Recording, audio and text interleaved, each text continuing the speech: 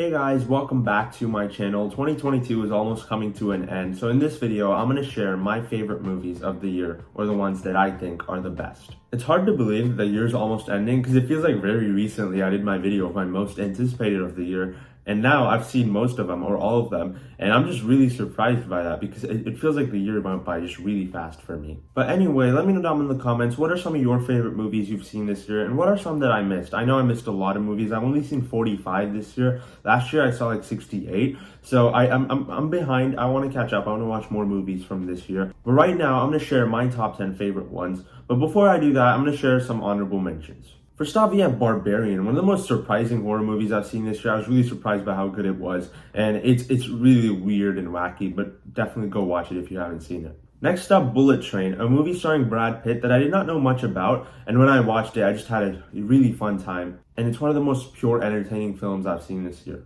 Next up, Enter Galactic, one of the most underrated movies I've seen this year. It's very good. It's the animation style is great, and the music here is also really good. Next up, Elvis, a movie that I think was really good. Austin Butler's performance was amazing. I hope he gets nominated, but I think the movie was too fast-paced, which is why I can't quite have it in my top 10.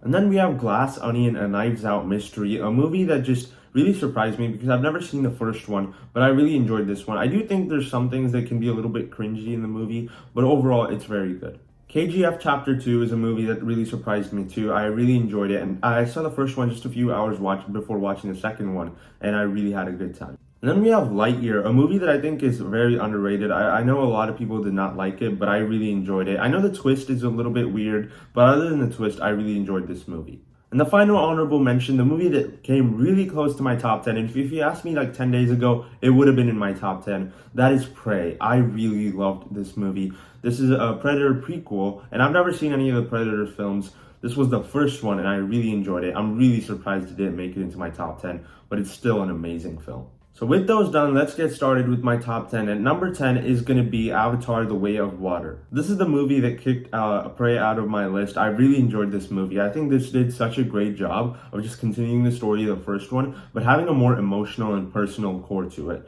I still only seen it once. I want to see it one more time so that way I can see if I like it more, because the first time I watched it really late at night, so I did find the second act to be very boring. But other than that, I think this movie is visually amazing. The visuals are incredible here. I think there's a lot of great action sequences. As you go into the third act, it's really satisfying, and James Cameron knows how to deliver on a third act like this. I think the story is more personal, so you really care about the characters more. And after the end of the first one, I did not really know the names of most of the characters, but here I did. So I did enjoy this movie a lot. I do think some things could have been better. I think the second act could have been paced better, and I also think the character Spider was really annoying. But other than that, a really good film, and I'm honestly surprised it didn't make it higher. And number 9 is The Northman, a movie that just came out of nowhere. I did not know much about it. I watched The Lighthouse, which is also directed by Robert Eggers, but this one I think is even better. I love this movie. I think this did such a great job of just telling the story that it was telling. It's a very simple story. It's the guy, our main character's father dies, so he wants to get revenge on his uncle because his uncle killed his father. Very simple story, but it's executed really well. From beginning to end, it's always very, you're transported to this world. It's very good. I think there's a lot of great action sequences. The cinematography here is some of the best of the year, and Alexander Skarsgård is a beast in this movie. He did such a great job of playing his role. I do think at points the movie's a little too slow, but overall it's very good. I had a good time. And on rewatch, I did find more flaws because the first time I saw it, this was in my top 3, and right now it probably would have been in my top 5. But on rewatch, I did find a few flaws, so I did knock it back a little bit. And number 8 is Doctor Strange in the Multiverse of Madness, a movie that I think is getting too much hate. I really loved this movie, and especially the second time and third time I watched it, this movie got even better. I really enjoyed it. I think the visuals here are amazing. I really enjoyed Sam Raimi's take on the character of Doctor Strange. Wanda is great as the villain, and there's a lot of really cool sequences throughout the whole movie. And as you go into the third act where we see Zombie Strange and stuff like that, I really enjoyed this movie. I know a lot of people did not like it as much as I did, but me personally, I think it did such a great job of just being really entertaining, but also being a good movie at the same time. I understand a lot of people did not like this movie as much as I did, but to me, I really enjoyed it. It's not the best multiverse movie of the year, but it's definitely a really good film. And number 7 is Hit the Second Case, one of the most surprising films I've seen this year. I've never seen the first one, but when I watched this one, I really enjoyed it. I think it's one of the most effective thrillers I've seen this year. From beginning to end, I was always on the edge of my seat. There's a lot of cool moments. I think the twist was pretty good. And as you go into the third act, I do think the movie could have been better. I think the third act is the weakest point of the film, but I really love the way it built up the tension, and it's one of the most intense films I've seen this year, and I'm really glad I watched it. And number 6 is Everything Everywhere All at Once, a movie that I think is slightly overrated because a lot of people have this as their number 1 and stuff.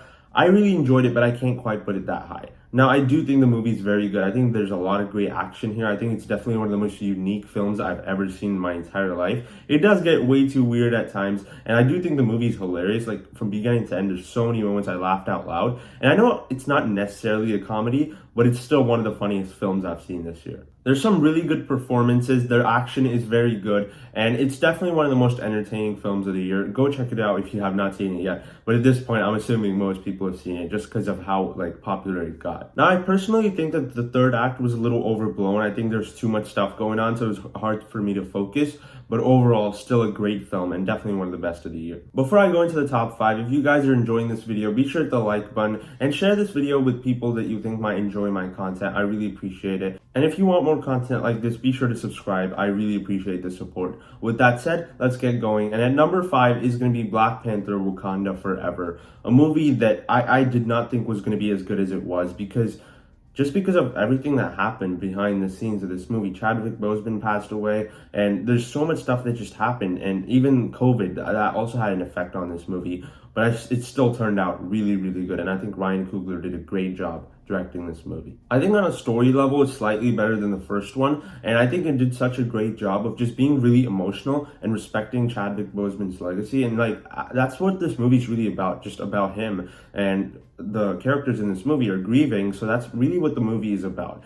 I think Namor is a good villain. I think he could have been better, but overall, I think the movie did a good job of just setting up a villain, setting up a conflict, and having our main character, Shuri, going through everything. And I think she's really great as the main character, and I'm glad she's the new Black Panther, because before I would have said she's not a good choice, but I'm really glad she is, because I think in the movie she did a great job. Now, I have been very negative towards Phase 4 of Marvel, but I have to admit there's some really good projects. This and Doctor Strange: The Multiverse of Madness both made it into my top 10, so I did really enjoy both of them. At number 4, I'm going with RRR, a movie that just blew up, and everyone around the world watched it, because I did not expect this movie to be so big, but once it came out, even people in the Americas, a bunch of my favorite YouTube reviewers reviewed this movie, and I was so surprised because I did not expect that. I thought this movie was very good. It's definitely a very unique experience, and I'm so glad I watched it in a theater, because watching all that action, all the weird things unfold was really good. I think the movie is just really good on a story level, because it's really about friendship, about these two characters coming together.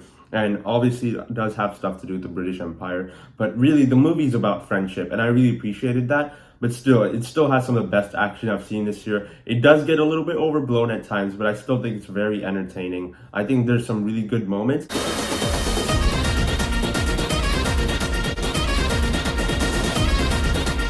And it's also an emotional movie. If you're paying attention to what's going on, it does get you emotional at times. So I really enjoyed this film, and it's definitely one of the best films of the year. And I'm so glad that it's getting the recognition that it deserves. Kicking off the top 3 is going to be All Quiet on the Western Front, the most surprising movie I've seen this year, because I did not know much about it. I just heard some good reviews. I went and checked it out, and I was just absolutely floored by it. This is one of, if not the best war movies I've ever seen. I just think it did such a great job of showing the horrors of war. It's really scary to watch this movie, because there's so much stuff that it shows that's just really brutal, and I did not expect that from this movie. I think this movie has the best cinematography of the year. The movie looks visually stunning, and the color correction is also incredible. The movie does a great job of putting us in the shoes of the main characters. So when you're watching everything unfold, when you're watching them go into battle, you actually care about them. And there's so many scenes that people are just brutally dying. And I don't think movies really show that. Even a movie like 1917, which is an amazing war film, but I don't think that movie shows how horrific war can be. I think since Saving Private Ryan, this movie did just such a great job of showing how horrific it can be, and I just really love this film. I think from beginning to end, it's a very unique experience, And even though I think the war sequences are awesome, I think the best moments of the movie are the moments where the characters are talking to each other and getting to know each other, because that's something that I just found very emotional. And by the end of it, it's one of the best films of the year. I'm really glad I watched it. Our runner-up is going to be Top Gun Maverick, a movie that I can't believe it's this high, because I was excited for it, but I've never seen the first one when I put it on my most anticipated list. I watched the first one a couple of days before this one. I liked it. It was an okay film, but not a top tier movie. But this one just blew that out of the water. I think this movie did such a great job of being just an incredible theatrical experience. I'm so glad Tom Cruise didn't let the studio put it out on Paramount Plus, because if that's the case, that would not have been as cool as an experience as watching this in a theater. Now, I've only seen this once. I really want to rewatch it because I think it would be really great to watch it again. But when I watched this movie, I had such a great theatrical experience. Maybe the best theater experience I've had this year, other than Everything Everywhere All at Once. It's just so entertaining. I think watching all the fighter jet stuff, because they did that in real life.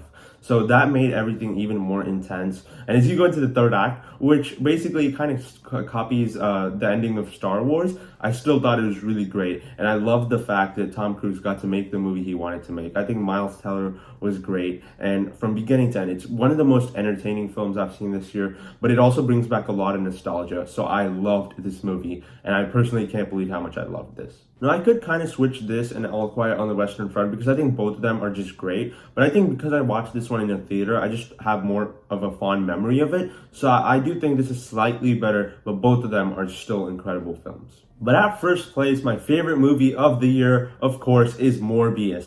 It's Morbid time. Okay, that's a joke, but really at first place for me is The Batman. I feel like if you know anything about me, this should come as no surprise, because I absolutely loved this movie. This was my most anticipated movie of the year, my most anticipated movie of all time, and I just absolutely fell in love with it the first time I saw it. It's not as good as I expected it to be, because I really wanted it to be like the greatest movie ever made, and it was never going to be that good. But I still think it was pretty darn close. It's one of my favorite movies of all time. From beginning to end, it's so intriguing. I was really invested in this world. I think Matt Reeves was able to give us our best Batman movie yet. Personally, this is my favorite Batman movie. I think Robert Pattinson is the best Batman we've had to date. I love the fact that this movie actually put the world's greatest detective in the Batman, because we've never seen Batman as like an actual detective story, but here we did, and I love the fact that we got to see that. I think I really found the mystery to be intriguing, and I think the Riddler was a great villain in this movie, and all the other side characters were great too. Penguin and Catwoman, they were great, and even the other villains were really good. I really enjoyed this movie. I've seen this 11 times now, and that's insane. I've never seen a movie 11 times in 1 year, and I did for this one, and I'm probably going to watch it for a 12th time today,